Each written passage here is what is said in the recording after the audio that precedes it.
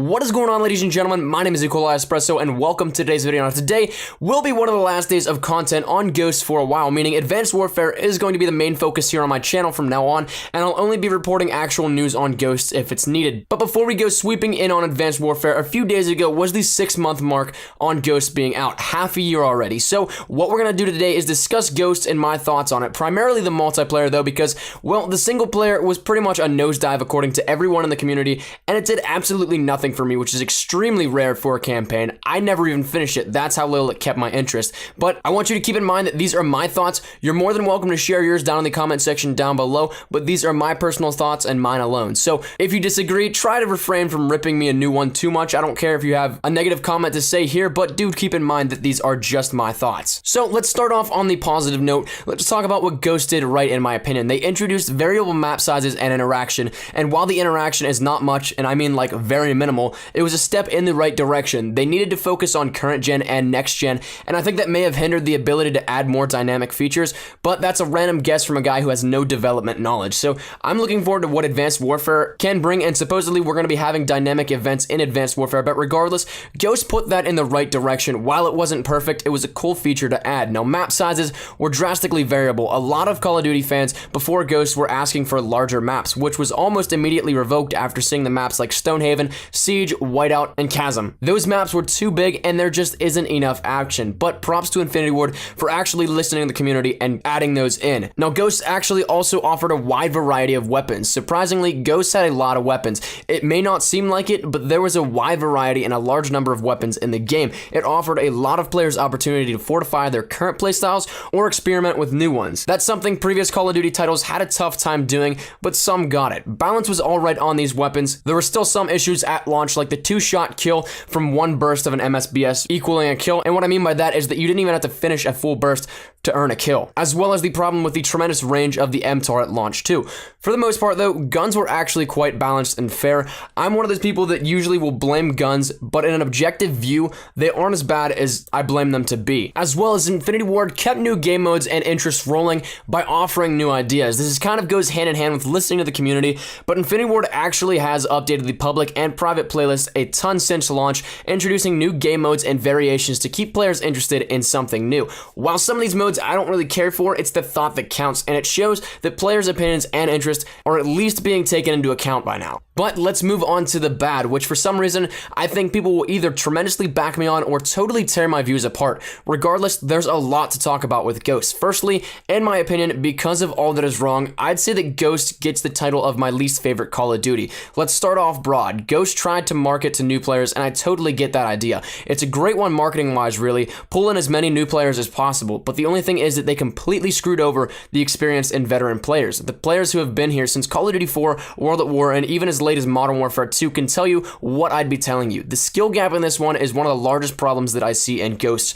You'll have genuinely good players losing to gunfights or dying in stupid ways because of people with lesser skill having things catered to their needs, such as IEDs, dogs, support squad mates, IMSs, stuff like that. Infinity Ward now just patched squad mates, so it's not a 2-shot with a pistol and the accuracy isn't 100%. 6 months after launch, and they're just making that adjustment. IEDs barely got nerfed a few months back.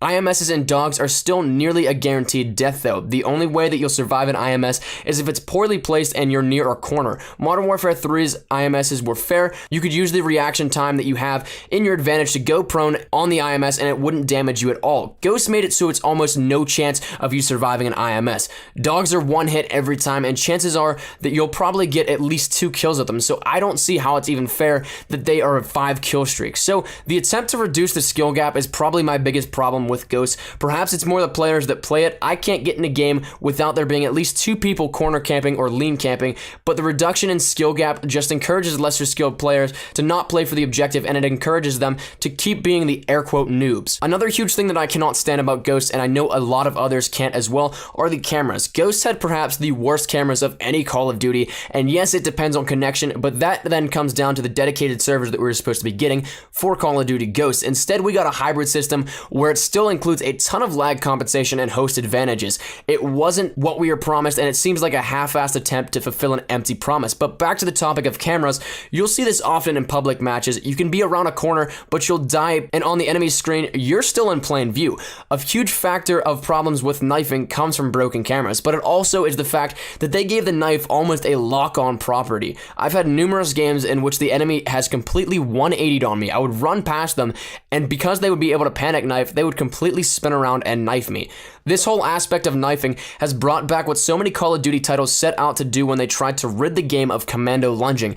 Because of the way the knifing properties work, commando lunging is in fact back. Now, I think the next thing will be the last thing that I talk about today, though there is a lot more that I could say, will be about the stubbornness of Infinity Ward in listening to the community. While this is kind of ironic because I said they did a decent job about it a little bit ago, in this version though, I mean for specific aspects. I'm sure you guys all know the surge that esports is having right now. It is becoming a real thing that is garnering countless fans. It's even doing so well that it's going to be at the X Games this year. That itself is crazy. So you'd think that with such a large and growing community, Infinity Ward would do their best to accommodate those members, right? Well, that's 100% wrong. Many pro players have openly expressed their hate for the game, and it's rightfully so. We hadn't even had an esports variable in the game until a month after launch, and it still isn't anything to be proud of. Until recently, with variable changes, Ghost was the slowest and least entertaining thing to watch. Broadcaster mode was a total bust, and game modes weren't that great either. Not to mention the fact that Search and Destroy, not only an esports favorite, but a tremendous overall community fan favorite,